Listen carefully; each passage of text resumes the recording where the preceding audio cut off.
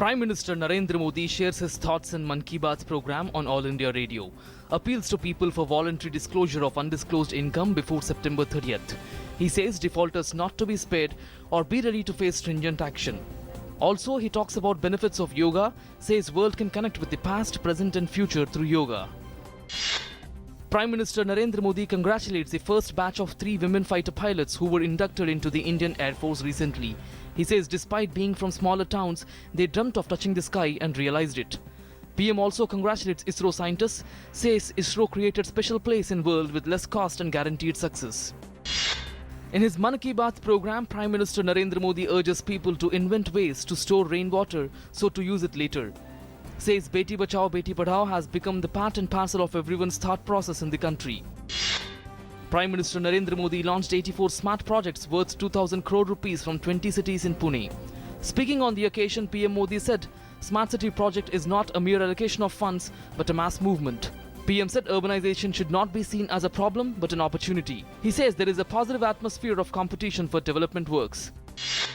In Jammu and Kashmir, tributes were paid to 8 CRPF personnel who were martyred in terrorist attack yesterday. 2 terrorists were killed in retaliation action by security personnel. Meanwhile, in an ongoing encounter in Uri sector of Baramulla, security forces gunned down 2 terrorists. Finance Minister Arun Jaitley has said India needs over $1.5 trillion in investment in the next 10 years to bridge infrastructure gap, as the government intends to connect 700,000 villages with roads by 2019. Jaitley was addressing a seminar organized by the Asian Infrastructure Investment Bank in Beijing. Earlier, Jaitley met his Chinese counterpart Lu Jue and discussed bilateral economic cooperation and the global macroeconomic situation. President Pranab Mukherjee will present the National Awards for Outstanding Services in the field of prevention of alcoholism and substance drug abuse in New Delhi today. The award will be given on the occasion of International Day Against Drug Abuse and Illicit Trafficking today. In Somalia, gunmen stormed a hotel in the capital Mogadishu after detonating a car filled with explosives at the hotel gate, an attack that has left at least 15 people dead and 25 others injured.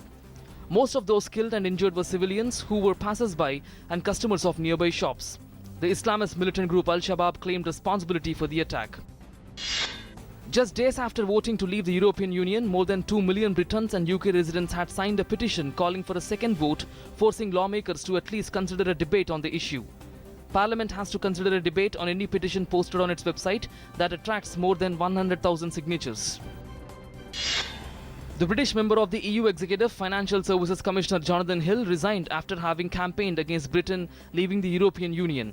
European Commission President Jean-Claude Juncker said he was handing the portfolio to Valdis Dombrovskis, who will take it into his brief as Vice President for the Euro from July 16th. China successfully carried out the first launch of its next-generation Long March 7 rocket. It was carrying a prototype of a re-entry capsule and several small satellites. 4 strap-on boosters powered the Long March 7 during the initial phase of the flight for slightly more than 3 minutes until their separation. Russian airstrikes killed 47 people, most of them civilians, and wounded dozens in a jihadist-held town in eastern Syria. Russian warplanes have been carrying out an air war in support of President Bashar al-Assad since September 2015. At least 24 people in West Virginia have died and hundreds more have been rescued from swamped homes in the state's worst flooding in more than a century. Severe rain slashed the mountainous state, causing rivers and streams to overflow into neighboring communities. US President Barack Obama declared a major disaster for West Virginia and ordered federal aid to affected individuals. Carlos Bacca beat goalkeeper Tim Howard by sliding to poke in a headed cross in the 31st minute, handing Colombia a 1-0 win over the United States in the third-place match of the Copa America Centenario in Arizona. Meanwhile, Argentina plays Chile for the title in New Jersey. In the Euro Cup 2016, Portugal reaches quarterfinals after beating Croatia 1-0. Poland booked their place in the last 8 for the first time as they overcome Switzerland on penalties. In another match, Wales beat Northern Ireland, enters maiden quarterfinal.